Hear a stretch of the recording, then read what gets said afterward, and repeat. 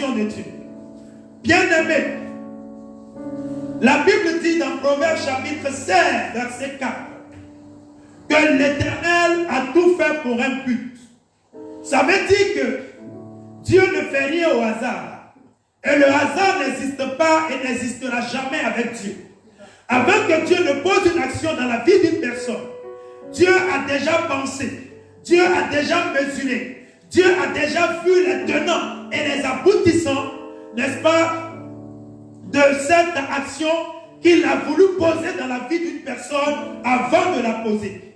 Et donc, quand Dieu te donne la vie le matin, il y a toujours une action pour laquelle Dieu t'a donné la vie. Quand Dieu te donne d'être en bonne santé, il y a toujours une raison qui est rattachée au fait que Dieu te donne d'être en bonne santé. Quand Dieu te donne un travail, il y a toujours une raison qui est rattachée au fait que Dieu t'a donné ce travail. Amen. Alléluia. Amen. Donc la Bible dit que Dieu a tout fait pour un but. Dieu a tout fait pour un but. Alors, bien-aimés, la raison pour laquelle certaines personnes sont dans la maison de Dieu, certaines personnes vivent et ne voient pas la main de Dieu de façon continuelle, de façon permanente dans leur vie, c'est parce que ces personnes-là, quand Dieu à un moment donné a manifesté son œuvre ou sa main dans leur vie, ces personnes-là n'ayant pas compris l'action de Dieu dans leur vie, ont arrêté la manifestation du règne de Dieu à leur endroit. Et ces personnes-là sont restées à un niveau alors que Dieu voulait continuer à avancer avec eux. Est-ce que je parle à quelqu'un ce matin? Amen. Ces personnes-là sont restées à un stade, sont restées à un palier, alors que Dieu voulait les emmener au sommet. Mais comme au premier palier, au premier niveau, ces personnes-là n'ont pas reconnu ou n'ont pas compris ce que Dieu voulait accomplir au travers de leur personne, ces personnes-là sont restées à ce niveau. Je prie ce matin que Dieu t'emmène à aller au palier supérieur au nom de Jésus. Oh, ton amen est trop faible. Alléluia. Amen. Alléluia. Amen. Chaque fois, bien-aimé, que Dieu nous donne d'avoir accès à sa pensée, chaque fois que Dieu nous donne d'avoir accès à sa pensée, il veut que nous puissions comprendre, que nous puissions tirer les leçons de ce qu'il nous a donné de comprendre. Vous savez, ce sera un gros piège pour chacun d'entre nous, de chaque jour ou de chaque dimanche, chercher à comprendre ou à découvrir le message du dimanche prochain. Oui, et de ne pas tenir compte de ce que Dieu nous a dit aujourd'hui. Et généralement, on a tendance à rechercher la révélation. Qu'est-ce que Dieu va nous dire encore demain? Qu'est-ce que Dieu va encore nous révéler demain? Sans avoir prêté attention à ce que Dieu nous a dit aujourd'hui. Et on court pour chercher à découvrir ce que Dieu va nous dire demain. La parole que Dieu te donne aujourd'hui, elle va te permettre d'être plus performant demain. Amen. La parole que Dieu te donne aujourd'hui va te permettre d'être encore plus opérationnel demain. Amen. Et la parole de demain te donnera d'être opérationnel le surlendemain. Donc Dieu est un Dieu très sage. C'est pourquoi il dit, voyez, le jour instruit un autre jour. Le jour donne naissance à un autre jour. Donc ce que Dieu fait pour toi aujourd'hui, si tu ne prends pas conscience, si tu ne valorises pas ce que Dieu met à ta disposition aujourd'hui, ce n'est pas sûr, bien-aimé, que tu voies encore la main de Dieu demain. Est-ce que je parle à quelqu'un? Amen. Alors, regardez. Quand nous découvrons ce que Dieu est, ou pour ce que Dieu a fait pour certaines personnes, cela est seulement une information pour nous, mais cela nous amène à comprendre que ce que Dieu a fait pour l'un, il peut aussi le faire pour nous. Écoutez-moi très bien, je reprends. Quand Dieu fait quelque chose dans la vie d'une personne, quand une personne témoigne de la grandeur de Dieu, de la puissance de Dieu, c'est non seulement une information pour toi, mais c'est aussi le fait que tu puisses comprendre que si Dieu l'a fait pour lui, il peut aussi le faire pour toi. Amen.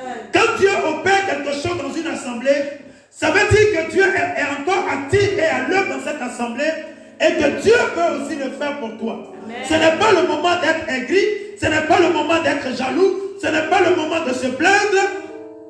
Excusez-moi, mais c'est le moment de se réjouir de ce que Dieu est à l'œuvre assemblée et que la main viendra certainement jusqu'à toi. Amen. Alléluia.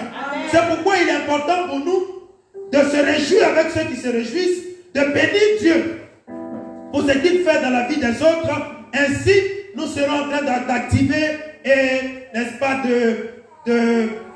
de permettre à ce que Dieu manifeste son œuvre dans notre vie. Alléluia. Amen. Alléluia. Amen. Regardez le passage que nous venons de lire tout à l'heure. Ce passage-là parle de 10 personnes. Et la Bible parle de ces personnes-là comme étant des personnes qui ont la lèpre. Et vous savez, dans l'Ancien Testament, quand une personne avait la lèpre, elle était considérée comme une personne impure. Une personne qui n'avait pas le droit d'être dans la communauté. Une personne qui n'avait pas le droit de faire partie de l'assemblée des saints. Une personne qui n'avait pas le droit de faire partie d'être dans sa famille.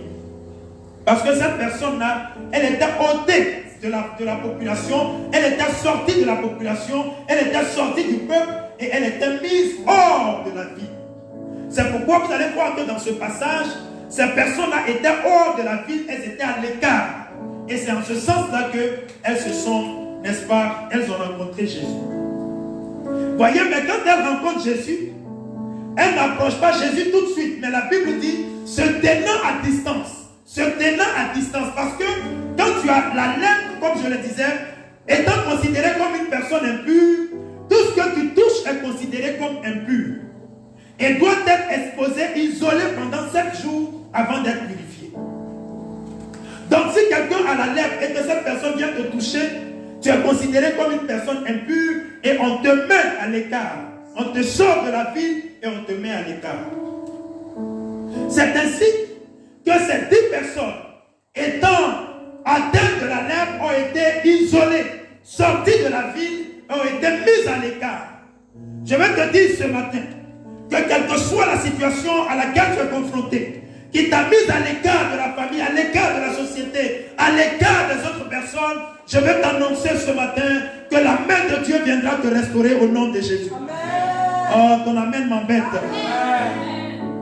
Alléluia. Donc elles ont été mises à l'écart. Et c'est pendant que la Bible dit que Jésus était en train d'aller à Jérusalem. Jésus était en train d'aller à Jérusalem. Voyez, il passait par la Samarie. Voyez, Jésus se rendait à Jérusalem, passait entre la Samarie et la Galilée. Et comme il entrait dans un village, 10 lépreux vinrent à sa rencontre, se tenant à distance, il se levait à la voix et dit, Jésus, Maître, aie pitié de nous. Vous savez, frères et sœurs, vous savez, chaque fois que Jésus va dans une localité, chaque fois que Jésus va dans une ville, chaque fois que Jésus va dans un village, chaque fois que Jésus va dans un endroit, il y va pour faire du bien. Il y va pour faire du bien. Il y va pour apporter la vie. Il y va pour apporter la restauration. C'est pourquoi je peux te garantir ce matin que la présence de Jésus dans ta vie n'est pas pour t'humilier. La présence de Jésus dans ta vie n'est pas pour te rabaisser. La présence de Jésus dans ta vie n'est pas pour t'éloigner de la société. La présence de Jésus dans ta vie, c'est pour te restaurer, c'est pour te guérir, c'est pour te faire du bien, c'est pour te lever et c'est pour te donner d'être utile à ta société. Amen. Alléluia. Amen. Alléluia. Amen. Oh, je ne sais pas si je parle à quelqu'un ce matin. Alors donc, ces personnes, la Bible dit qu'elles s'approchent de Jésus, elles disent à Jésus, aie pitié de nous, aie pitié de nous, Jésus, Maître, aie pitié de nous, aie pitié de nous parce que nous sommes dans une société où personne n'a eu pitié de notre situation. Alors que nous sommes malades, alors que notre situation là, n'est-ce pas, estimer que les gens aient pitié de nous, que les gens nous entourent d'affection, que les gens nous entourent d'amour, que les gens nous prennent et que ces personnes prennent soin de nous, ces personnes nous ont isolés, ces personnes nous ont mis à l'écart, ces personnes nous ont rejetés, les membres de nos familles nous ont abandonnés. Jésus ait pitié de nous. Jésus ait pitié de nous. Alors que la situation voudrait que nous soyons entourés d'affection, nous soyons entourés de soins, nous soyons entourés d'amour, nous avons été rejetés, nous avons été mis à l'écart, nous avons été rejetés par nos familles, nous avons été rejetés par la société. Bien-aimé, je veux te dire ce matin que même si ta famille t'a rejeté, même si la société t'a abandonné, même si tes proches t'ont abandonné, il n'y a que Jésus seul pour te recueillir. Il n'y a que Jésus seul pour t'accueillir. Si ta famille t'a rejeté, Jésus-Christ est ta famille. Et Jésus est capable de te donner une famille. Amen. Alléluia. Ils ont été abandonnés. Ils ont été rejetés. Ils ont été mis à l'écart. Ils ont été mis à l'écart. Et ils voient Jésus. Et ils disent à Jésus, aie pitié de nous. Aie pitié de nous. Aie pitié de nous, maître. Aie pitié de nous. Frères et sœurs, je vais vous dire ce matin. Je vais te dire ce matin, toi qui nous suis à distance. Je vais te dire ce matin, toi qui es présent. Il n'y a que Jésus seul. Il n'y a que ton cri vers Jésus. Il n'y a que ton cri vers Jésus qui est capable de restaurer ta vie. C'est en criant à Jésus. Ne pas appelant à l'aide à une tierce personne, non, mais ça c'est en appelant Jésus que ta situation est capable de changer. En appelant Jésus au secours, en demandant à Jésus d'avoir pitié de toi, que ta condition est capable de changer.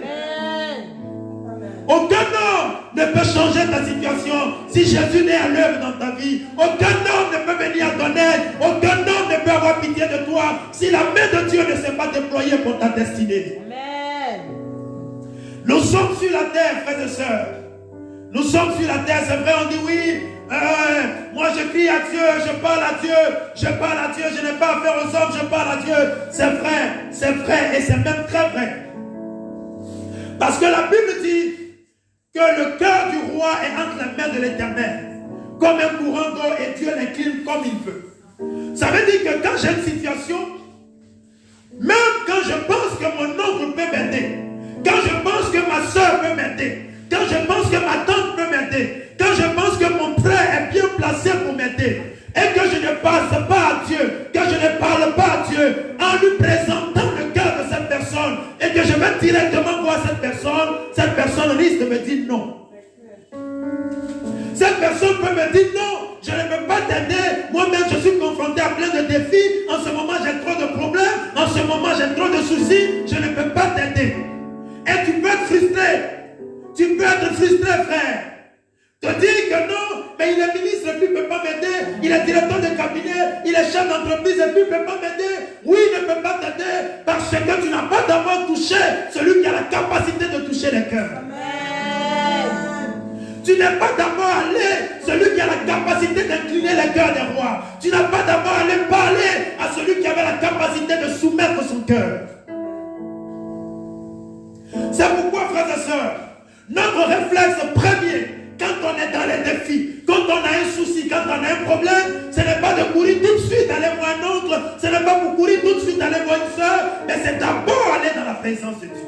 Amen. Présenter la situation à Dieu, recommander nos cœurs à Dieu, présenter notre situation à Dieu. Ainsi maintenant, Dieu peut t'orienter vers une personne. Dieu peut te mettre en cœur maintenant, va voir telle personne, car j'ai disposé son cœur pour toi. J'ai disposé son cœur pour toi. Et quand tu vas voir la personne, souvent même tu n'as même pas parlé. Dès que tu viens dire, ah, j'avais pensé à toi, j'avais mis quelque chose pour toi de côté. Et la personne agit favorablement à ton pas parce que tu as fait quelque chose de... Pas parce que tu as fait du bien à cette personne, mais parce que d'abord tu as parlé à ton Créateur, à ton Rédempteur. Tu as parlé à ton Père. Voyez donc, ces personnes-là, vu leur situation et ayant vu Jésus passer, ils ont dit à Jésus, aie pitié de nous. Aie pitié de nous.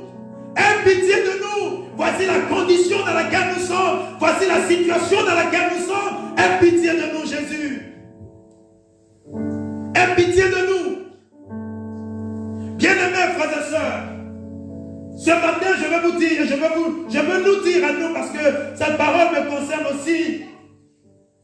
Je veux nous dire que Dieu est celui-là qui nous veut du bien. Dieu est celui qui nous a créés et il ne nous veut que du bien. Il ne nous veut que du bien. Dieu nous veut du bien. Dieu veut ton bien-être. Dieu veut ton bien, frère. Dieu veut ton bien. Dieu veut ton bien. Et souvent même, Malgré toi-même, plus que toi-même, Dieu veut ton bien. Plus que toi-même, Dieu veut ton bien. Amen. Dieu veut ton bien. Donc, quand il y a une situation, notre réflexe premier, frères et sœurs, doit être le Seigneur Jésus. La présence de Dieu. Celui qui crie à Dieu. Celui qui tourne les regards vers l'Éternel ne sera jamais confus. Ne sera jamais dans la confusion. C'est ce que la Bible dit dans le psaume 34.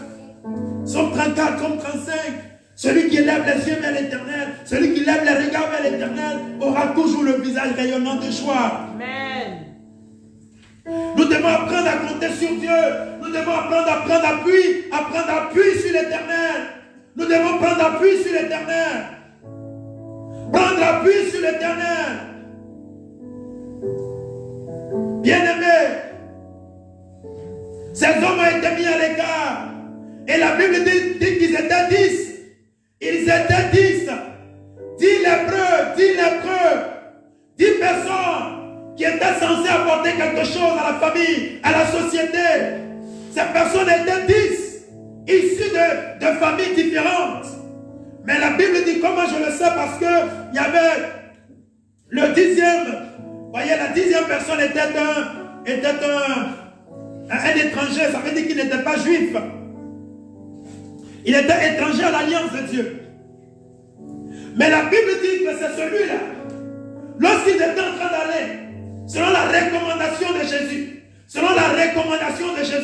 quand ils ont dit à Jésus, aie pitié de nous, change nos vies, transforme nos vies, guéris-nous, aie pitié de nous, Jésus leur a dit, allez vous montrer aux principaux sacrificateurs.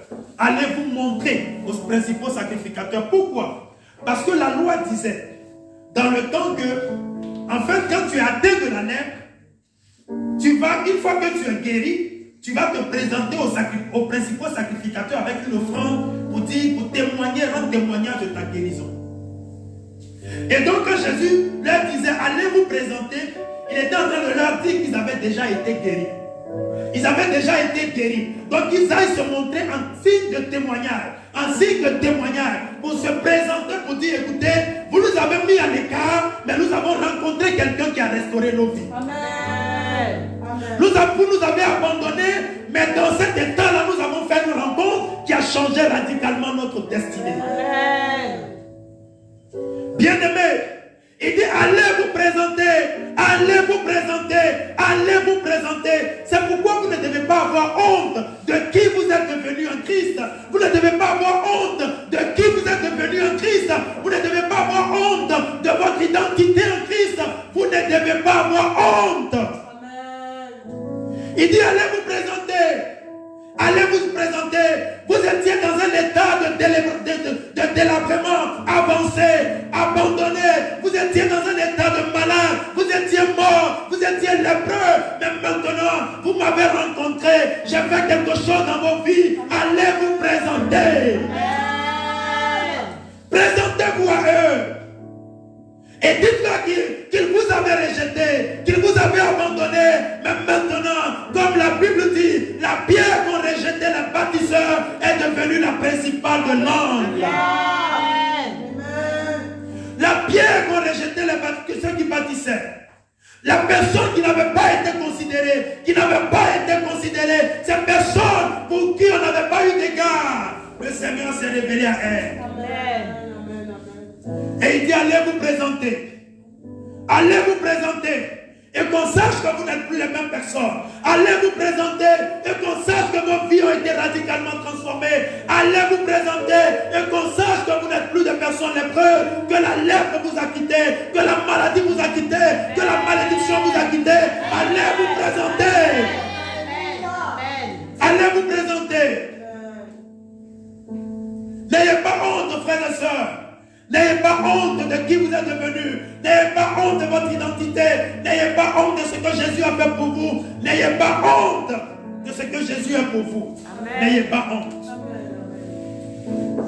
Et la Bible dit que donc ces personnes, alors qu'elles allaient vers les sacrificateurs, elles se sont rendues compte. Jésus savait déjà qu'ils avaient été guéris. Jésus savait déjà qu'ils avaient été guéris. Mais eux, ils venaient de constater à quelques mètres de Jésus, à quelques distances de Jésus, ils venaient de se rendre compte qu'ils avaient été guéris, que la lèpre les avait quittés. Alors, un seul est revenu sur ses pas, se présenter à Jésus pour lui dire, Maître, j'ai été guéri, Il vient témoigner à Dieu sa reconnaissance. Il vient témoigner à Jésus sa reconnaissance. Il vient présenter sa vie à Jésus, se remettre, n'est-ce pas, s'abandonner entre les mains du Seigneur pour dire, Seigneur, ce que tu as dit dans ma vie s'est accompli. Amen. Alléluia. Et Jésus prenant la parole dit, mais n'étiez-vous pas 10 personnes? N'étiez-vous pas 10 personnes? Et les 10 n'ont-ils pas été guéris? Ou comment se fait-il que ce soit une seule personne qui revienne pour rendre gloire à Dieu? Comment se fait-il que ce soit 9 personnes qui reviennent, pardon, une seule personne qui revienne pour rendre gloire à Dieu? Où sont passés donc ces 9 autres? Ces 9 autres personnes, où sont-elles passées? Où sont-elles allées? Ces 9 personnes où sont-elles passées? Bien-aimés frères et sœurs, certaines personnes viennent dans la présence de Dieu, viennent à Dieu, Seigneur, fais ceci pour moi, donne-moi la santé, parce qu'il veut avoir la force pour continuer de vaquer à ses occupations. Il ne veut que la force, il ne veut que la santé pour continuer à faire ses activités. Donc, mettre sa force au service de Dieu n'est pas son problème. Il veut seulement la force, il veut seulement la santé pour continuer de travailler. Il veut seulement la force pour continuer à travailler. Il veut seulement la santé pour continuer à vaquer à ses occupations. Mais il ne veut pas la santé, il ne veut pas l'énergie pour la mettre au service de Dieu, pour la mettre au service de l'Éternel, pour la mettre au service du royaume de Dieu. Cet homme est revenu sur ses pas. Et Jésus a été béni de voir cet homme revenir sur ses pas. Jésus a été heureux de voir cet homme revenir sur ses pas. Bien aimé, il y a des actions que nous posons qui réjouissent le cœur de Dieu. Amen. Il y a des actions que nous posons qui réjouissent le cœur de Dieu. Il y a des actes que nous posons qui réjouissent le cœur de Dieu.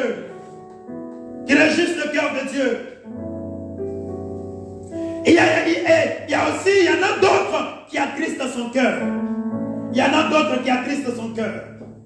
L'ingratitude. Alors, nous parlons ce matin de comprendre l'action de Dieu.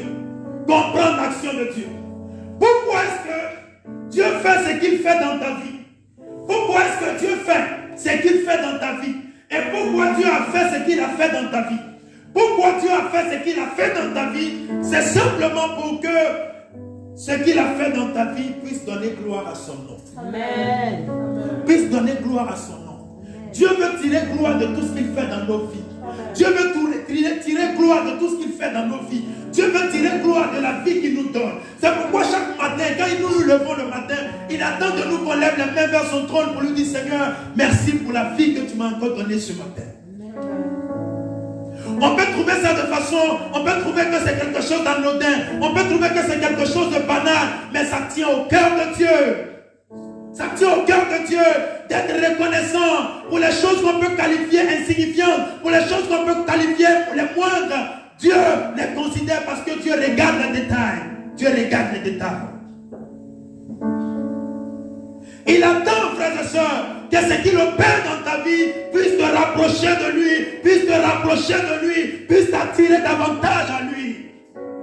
Il ne veut pas poser une action dans ta vie qui va t'éloigner de lui, comme ces 9 lépreux qui ont vu la gloire de Dieu, qui ont vu la puissance de Dieu se manifester dans leur vie et qui se sont éloignés davantage du Seigneur Jésus. Jésus dit, mais où est-ce qu'ils sont passés? Est-ce qu'ils n'ont pas été guéris? On dit oui, ils ont été guéris. Mais où est-ce qu'ils sont passés? Où est-ce qu'ils sont passés? On ne les voit plus. Des personnes qui ont été visitées dans l'église et qui ont disparu. qui ont disparu de la présence de Dieu, qui ont disparu de la maison de Dieu, qui se sont servis de la puissance de Dieu au travers par le canal de l'homme de Dieu et qui ont disparu. Où sont-elles passées? Où sont-elles passées?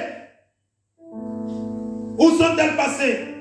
N'ont-ils pas ou n'ont-elles pas été visitées ces personnes? N'ont-ils pas été visités ces hommes? N'ont-ils pas vu la gloire de Dieu? N'ont-ils pas été guéris? N'ont-ils pas été délivrés? N'ont-ils pas été promus dans leur travail? Mais où sont-ils passés? Où sont-ils passés? C'est comme ces étudiants qui à la veille des examens cherchent la voix de Dieu. Seigneur, donne-nous l'examen, donne-nous, fais-nous réussir. Ils peuvent jeûner, prier pour avoir le bac, pour avoir la licence, pour avoir le doctorat. Mais une fois la position acquise, une fois le diplôme acquis, le premier endroit où ils vont festoyer, célébrer, c'est dans les maquis et les boîtes de nuit.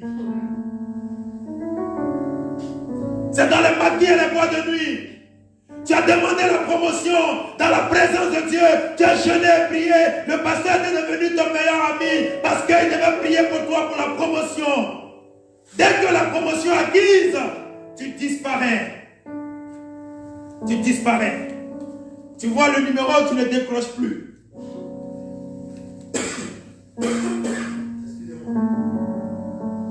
Tu vois le numéro, tu ne décroches plus. Il est devenu le sorcier. Il est devenu celui-là qui t'emmène maintenant. Oh, ceux-là, ils emmènent trop les gens. Ils emmènent trop les gens. Quand tu appelles quelqu'un qui ne décroche pas pour abandonner, tu insistes seulement, qu'est-ce qu'il y a? En ce moment-là, tu peux parler. Parce que la position que tu voulais, tu l'as acquise. Mais laisse-moi te dire, c'est ta responsabilité. Dieu, il va te donner un travail. Mais c'est de ta responsabilité de te maintenir à ce travail. N'oublie jamais que ta main, la main qui t'a élevé, peut aussi te descendre. La parole qui t'a élevé, cette même parole peut te redescendre.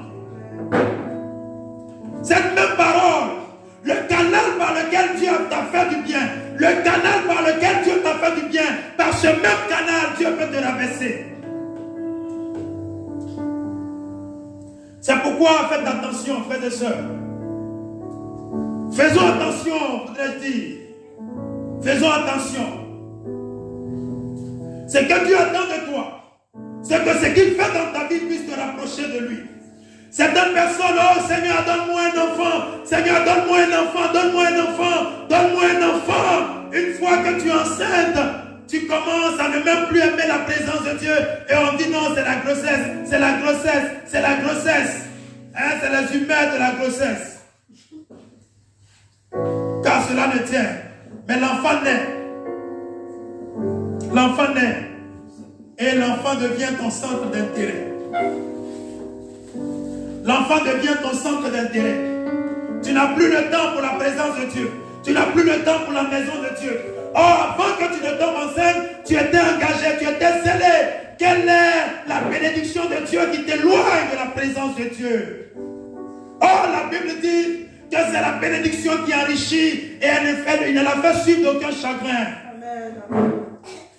Bien-aimé, chaque fois que Dieu te donne quelque chose, chaque fois que Dieu fait quelque chose dans ta vie et que cette chose-là commence à t'éloigner de lui, commence à t'éloigner de Dieu, commence à t'éloigner de la présence de Dieu, elle va commencer à parler contre ta destinée. Elle va commencer à parler contre toi. C'est pourquoi vous allez voir des enfants commencer à ne plus respecter leurs parents, commencer à être hautains, commencer même à injurier, à maudire leurs parents. Pas parce que le diable est entré à l'œuvre dans cette maison, mais tout simplement parce que la parole de Dieu a commencé à se révolter ou a commencé à parler contre la vie de cette famille. Et l'enfant qui devait être soumis à Dieu, l'enfant qui était censé adorer le Seigneur, être serviteur de Dieu, l'enfant qui était censé te rapprocher de Dieu, cet enfant devient maintenant ton centre d'intérêt. Tu commences à aimer l'enfant plus que Dieu. Tu commences à aimer le mari plus que Dieu. Tu commences à aimer la femme plus que Dieu. Et comme tu as commencé à aimer la femme plus que Dieu, Dieu va faire en sorte qu'elle devienne une carie dentaire dans tes os. Dieu va commencer à faire en sorte qu'elle devienne, n'est-ce pas, un malheur pour toi. Et tu vas voir que la femme va commencer à te tromper. Le mari va commencer à te tromper. Pourquoi? Parce que tu as commencé à lui donner plus de valeur plus qu'à Dieu. Tu as commencé à lui donner plus d'importance plus qu'à Dieu. Et maintenant, la parole de Dieu va commencer à se lever, à parler contre vos vies. Et le foyer qui était stable va commencer à devenir instable. La maison qui était paisible va commencer à être perturbée, à être troublée. Pourquoi? Parce que Dieu a fait quelque chose dans cette maison. Et cette maison, n'est-ce pas, vous avez tourné cette maison-là, hein, n'est-ce pas, à commencer à l'orienter vers autre chose. Je prie ce matin que Dieu garde ton cœur. Amen. Je prie ce matin que Dieu garde ton cœur. Amen. Et que tout ce que Dieu fait dans ta vie te rapproche de lui. Que tout ce que Dieu opère dans ta vie te rapproche de lui. Amen. Que tout ce que Dieu manifeste dans ta vie te rapproche de lui. T'amène à l'aimer davantage. T'amène à l'adorer davantage. T'amène à le servir davantage. T'amène à être davantage passionné pour lui. Amen. À être davantage passionné pour lui. C'est cela, frères et sœurs, que Dieu attend de nous. C'est cela que Dieu fait dans nos vies. C'est ce que Dieu fait pour nous, frères et sœurs. C'est ce que Dieu attend de nous. Et si nous comprenons l'action de Dieu, chaque fois que Dieu fait quelque chose dans nos vies, si nous comprenons ce que Dieu fait au travers de l'opération ou de l'action qu'il fait dans nos vies, davantage nous allons nous donner l'occasion de pouvoir agir et agir. De pouvoir agir. Parce que l'enfant que Dieu t'a donné n'est que la première étape. Le mari que Dieu t'a donné n'est que la première étape. La femme que Dieu t'a donné n'est que la première étape. Bien-aimé, le travail que Dieu t'a donné n'est que la première étape. Et si à cette première étape tu abandonnes Dieu, si à cette première étape tu laisses la main de Dieu, si à cette première étape tu commences à mépriser Dieu, ça veut dire que tu as empêché la main de Dieu de t'amener au niveau supérieur. Et c'est ainsi, des personnes ont des diplômes ne travaillent pas parce qu'ils ont soumis leur diplôme aux premières heures sous l'autorité du diable. Alors tu ne peux pas te réjouir du fait que le diable t'ait donné du travail ou du moins le diplôme et attendre que ce soit Dieu qui te donne le travail. Alors si tu as reconnu que c'est un Dieu qui t'avait donné le diplôme, alors tu viendras dans sa présence pour lui témoigner ta reconnaissance, pour lui rendre gloire, pour lui rendre grâce. Ainsi, tu permettrais à Dieu de continuer à agir dans ta vie. Amen. Parce que le diplôme, ce n'est qu'une étape. Le diplôme, ce n'est qu'une étape. La promotion, ce n'est qu'une étape. Frères et sœurs, l'enfant, ce n'est qu'une étape. Le mari, ce n'est qu'une étape. La femme, ce n'est qu'une étape. Ce n'est qu'une étape, la santé que Dieu t'a donnée. Ce n'est qu'une étape. On peut avoir la santé et puis ne pas avoir à manger. On peut avoir la santé et puis tourner en rond. On peut avoir la santé et puis ne pas avoir du travail. On peut avoir la santé et puis ne pas être heureux. Frères et sœurs, donc la santé n'est qu'une étape. C'est pourquoi il dit dans 3 Jean 2, bien-aimé, je souhaite que tu sois en bonne santé et que tu prospères à tous égards, comme prospère l'état de ton âme. Que tu sois en bonne santé et que tu prospères ensuite. Amen. Alléluia. Amen. Alléluia. Amen. Je prie que tu prospères à tous égards au nom de Jésus. Amen. Je prie que tu sois en bonne santé et que tu prospères. Amen. Je prie que tu sois en bonne santé et que tu prospères en plus au nom de Jésus. Amen. Alléluia. Dieu ne veut pas que nous soyons des personnes en vie et malheureuses. Dieu ne veut pas que nous soyons des personnes en vie et malheureuses, mes frères. Dieu veut qu'on soit en vie et qu'on jouisse de la vie. Dieu veut qu'on soit en vie et qu'on soit heureux, qu'on soit épanoui. C'est le plan de Dieu pour nous, mes frères. C'est le plan de Dieu pour nous. Mais si Dieu nous donne la vie et que cette vie n'est pas pour ses intérêts, et que nous prenons cette vie pour aller contre les intérêts de Dieu, que nous prenons la vie de Dieu pour aller contre les intérêts de Dieu, bien aimés, nous ne serons pas heureux. Nous ne serons pas heureux. Nous ne serons pas heureux. Alors ce matin, je voudrais t'encourager. Je voudrais t'exhorter. Toi qui nous suis en direct, toi qui es ici présent, t'encourager à comprendre l'action de Dieu, à comprendre ce que Dieu fait dans ta vie, à comprendre la raison pour laquelle Dieu t'a donné ce travail, à comprendre la raison pour laquelle Dieu t'a donné ce mari, Dieu t'a donné cette femme, Dieu t'a donné ces enfants, Dieu t'a donné ce travail. Comprends la raison pour laquelle Dieu t'a donné la santé. Dieu t'a délivré de ce mal. Comprends la raison pour laquelle Dieu l'a fait dans ta vie. Comprends-la. Et tu verras encore la main de Dieu agissant dans ta vie. Amen. Tu verras encore la main de Dieu agissant dans ta vie. Amen. Que Dieu occupe la première place dans ton cœur. Amen. Que la recherche des intérêts de Dieu soit ta priorité. Amen. Soit ta priorité. Il faut que tu dégages l'odeur de Dieu. Tu dégages l'odeur de la connaissance de Dieu. Que tu dégages l'odeur de la connaissance de Dieu. Amen. Et qu'autour de toi, que l'on sache que tu as rencontré le Maître. Amen. Que l'on sache que tu l'as rencontré. Amen. Comme ces hommes ont dit, Maître, aie pitié de nous. Maître, aie pitié de nous. Maître, aie pitié de nous. Il aura pitié de toi. Il aura pitié de toi. Mais tout dépendra de la suite que toi-même tu donneras aux événements. Il aura pitié de toi. Il agira dans ta vie. À toi de te présenter. À toi de te présenter. À toi de te présenter. Et que l'on sache qu'il est bon pour toi. Et que l'on sache qu'il est encore vivant. Et que l'on sache qu'il peut encore guérir. Que l'on sache qu'il peut encore élever. Que l'on sache qu'il peut encore délivrer. Que l'on sache qu'il peut encore faire du bien aux gens. Tu dois le faire. Tu dois te présenter. Et la main de Dieu te sera encore davantage. Davantage. Elle te sera encore utile. Elle sera encore opérationnelle dans ta vie. Elle sera encore opérationnelle dans ta vie. Beaucoup d'entre nous attendent d'avoir, n'est-ce pas, de grandes choses pour commencer à rendre gloire à Dieu, pour commencer à rendre témoignage de la bonté de Dieu. Bien-aimés, les choses les plus insignifiantes, les choses qu'on peut considérer comme insignifiantes sont du ressort de Dieu, sont l'œuvre de Dieu. Ces choses-là sont l'œuvre de Dieu. Dieu est à l'œuvre. Et souvent, on a tendance à se concentrer, à se focaliser sur ce qu'on n'a pas encore, au lieu d'apprécier ce que Dieu a déjà fait dans nos vies. Au lieu d'apprécier ce que Dieu a déjà manifesté dans nos vies, le diable nous amène à nous focaliser sur ce qu'on n'a pas encore, ce qu'on n'a pas encore. Alors, comme Dieu n'a pas encore fait ceci, alors Dieu n'a encore rien fait. Comme Dieu n'a pas encore opéré ce miracle, alors il n'a encore rien fait. Et Dieu veut que tu regardes déjà au peu qu'il a fait dans ta vie, au moindre qu'il a opéré dans ta vie, à l'insignifiante chose qu'il a encore opéré dans ta vie. Amen. Car, frères et sœurs, si tu n'es pas fidèle à Dieu dans les petites choses, comment voudrais-tu que Dieu fasse de grandes choses dans ta vie?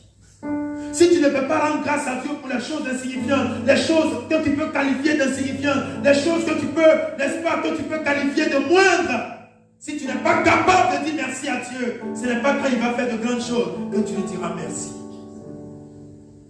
Que tu lui diras merci. Et nous devons comprendre l'action de Dieu. Comprendre ce que Dieu fait au travers de la santé, au travers du miracle, au travers de toutes ces œuvres dans nos vies. Ainsi nous verrons la gloire de Dieu. Ainsi nous verrons la puissance de Dieu se manifester dans nos vies, mes frères. Alléluia. Amen. Alléluia. Amen. Bien-aimé, c'est ça la raison pour laquelle, si tu sais que Dieu guérit, c'est pour l'invoquer quand tu es malade. C'est la raison pour laquelle il te permet de comprendre qu'il guérit. Ce n'est pas pour que tu saches que oui, je sais que Dieu guérit, Non, c'est pour que quand tu es dans une situation de maladie, tu puisses l'invoquer comme étant le Dieu qui guérit. Amen.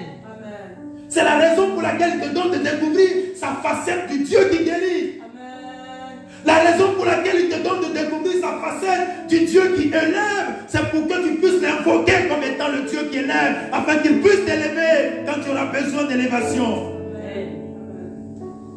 Ce n'est pas pour qu'on puisse se vanter de connaître un Dieu qui élève, non, mais c'est pour qu'on puisse l'invoquer comme étant le Dieu qui élève, qu'on puisse l'invoquer comme étant le Dieu qui est capable de nous guérir, qui est capable de nous délivrer, capable de nous restaurer, capable de faire des choses extraordinaires dans nos vies.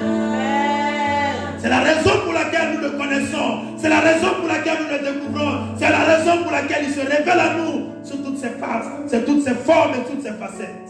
Amen. Alléluia. Amen. Alléluia. Amen. Alléluia. Amen. Que Dieu nous aide, frères et sœurs. Amen. Que Dieu nous aide. Que Dieu nous aide. Que Dieu nous aide. Amen. Que Dieu nous aide à comprendre les choses. Qu'il ouvre notre entendement et qu'il nous amène à comprendre les choses. Et que nous soyons des hommes qui honorent son nom. Des hommes qui fassent sa joie. Des hommes qui fassent sa joie. Des hommes qui fassent sa joie. Alléluia. Alléluia. Ce matin, que Dieu bénisse ton cœur. Amen. Que Dieu bénisse ta vie. Que Dieu te donne d'avancer, que Dieu te donne d'aller de l'avant et que Dieu te donne à toute circonstance et à toute occasion de comprendre son action dans ta vie. Et que même dans les moindres choses, tu puisses lui donner gloire. Dans les moindres choses, tu puisses lui donner gloire. Que tu puisses témoigner de sa grandeur, de sa fidélité. Et devant n'importe quel défi, le premier réflexe, ce soit que tu te tournes vers lui et que tu invoques son nom. Amen. Que Dieu bénisse ta vie ce matin. Que Dieu bénisse ton cœur et que Dieu te donne la vie. Amen. Amen. Amen.